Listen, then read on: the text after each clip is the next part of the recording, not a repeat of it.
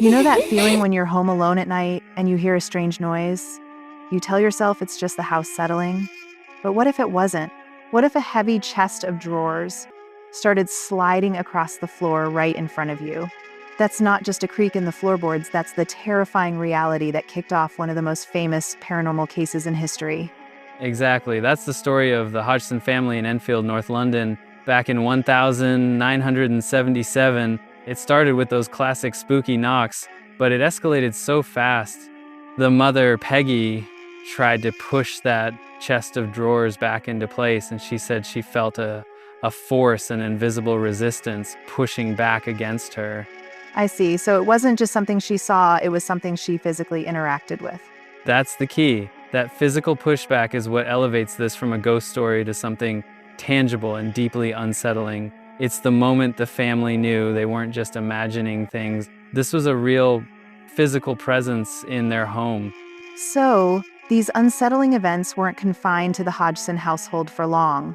The sheer strangeness and intensity of what was happening soon drew the attention of others. What exactly did outsiders witness, and what did the official records say? Well, this is where it gets even more intense because the activity started to focus on one of the children, an 11-year-old girl named Janet. We're talking objects flying across rooms, toys being thrown by an unseen force, and these violent bangs that would shake the entire house nightly. And it got even weirder, right? I've read about the voice. Oh, the voice is chilling. Janet, this young girl, would suddenly start speaking in a deep, gravelly male voice. The recordings exist. On them, this voice claims to be a man named Bill who had died in the house years before. And then there are the photographs. The levitation photos. They're famous. Janet suspended in midair, screaming. Exactly.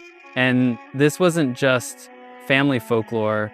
Paranormal researchers Maurice Gross and Guy Lyon Playfair were on site. They documented over 2,000 separate unexplained events.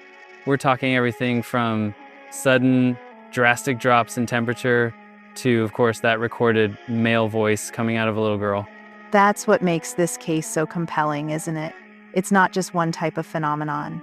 You have the physical stuff, like a chair lifting off the floor and sliding across the room, which a police officer actually noted in their report. But then you have this deeply psychological element, the voice, the possession-like state. It's that combination that makes it so hard for skeptics to just wave away. I agree completely. It attacks the problem from two different angles. You can try to explain away a moving object as a trick, but how do you explain the voice? You can say the voice is ventriloquism, but how do you explain the dozens of independent witnesses who saw things they couldn't possibly account for? So we have these incredibly compelling eyewitness accounts and documented events. But as with many paranormal cases, skepticism inevitably arises. What were the main arguments from the skeptics, and how did they attempt to explain away the seemingly impossible occurrences?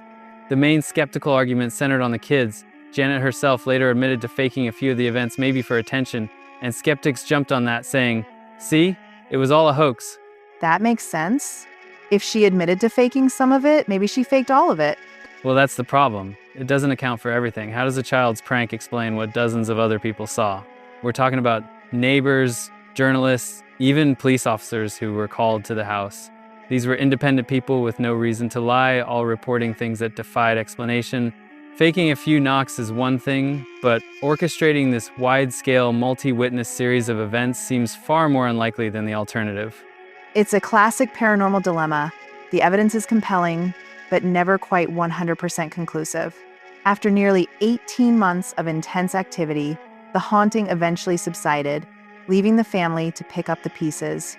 But what is the lasting impact of the Enfield Poltergeist? And why does it continue to capture our imagination and fear to this day? I think it endures because it's the perfect storm of a supernatural case. It started with a relatable family terrorized in their own home. It escalated with genuinely terrifying phenomena like the levitation and the male voice. It was documented extensively with photos and audio recordings that you can still see and hear today. And finally, there's that perfect balance of compelling evidence and lingering doubt. The activity eventually faded, but for Janet, the feeling of being watched never truly went away. It leaves you with this chilling thought that some doors once opened, never fully close,